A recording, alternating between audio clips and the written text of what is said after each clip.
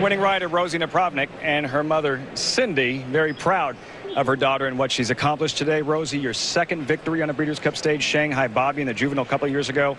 You win the Kentucky Oaks, the Breeders' Cup Distaff with Untappable. What does this filly mean to your career? First, I just want to thank Steve and Ron Winchell for having me on the filly to begin with, and also letting me get back on her after I was injured. As far as how much it means to me, I can't really explain, but I'm going to have to explain it to my mom first. I wanted to tell you in person that my retirement starts on Sunday, and Joe and I are starting a family.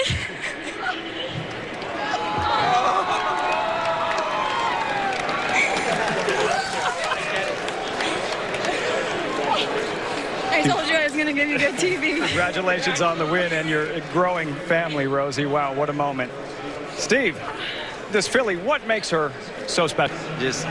I think that it's just the Winchell breeding program and the talent that she has, and just can't say how proud I am. You know, Rosie gave her some tremendous trips this year, and the culmination of a great year for a great filly. Rosie, why now? Why announce your retirement now and decide to tell your mother on this stage? Well, I wasn't going to tell anybody until Sunday, but I figured it couldn't be a better way to go out with this filly. She means so much to me. Like I said, I'm so thankful for Steve and Winchell Farm, the whole family. But I wanted to tell my mom in person, so I had to bring her up on stage because I didn't want to tell everybody else first. What a performance, Untappable. Congratulations, everyone. Tom? All right, Lafitte, wow, as Rosie announces her retirement, but she does go out with a bang on Untappable. She wants to start a family with her husband, Joe, and announcing it on national television with your mother standing there. What a moment. I'm even more impressed with Untappable and Rosie. 2 passengers aboard, and she still wins the distaff. But I also want to give a shout-out to trainer Steve Asmussen, the great job he did. Earlier in the week, he told us that the goal this year was the Kentucky Oaks.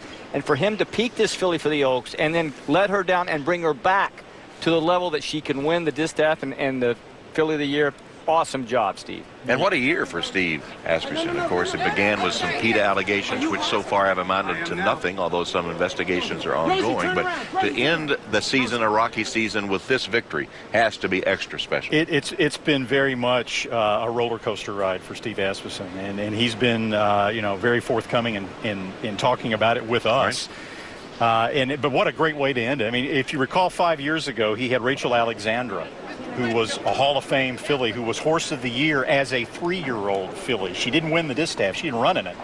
But she outpolled Zenyatta for Horse of the Year. And now, with Untappable, if things break right in the Classic tomorrow, as you said, she's in there with the shot at Horse of the Year herself. And, of course, with Ron Winchell and his mother, the owners and breeders of Untappable, the ones that stuck by Steve Asmussen when those allegations surfaced.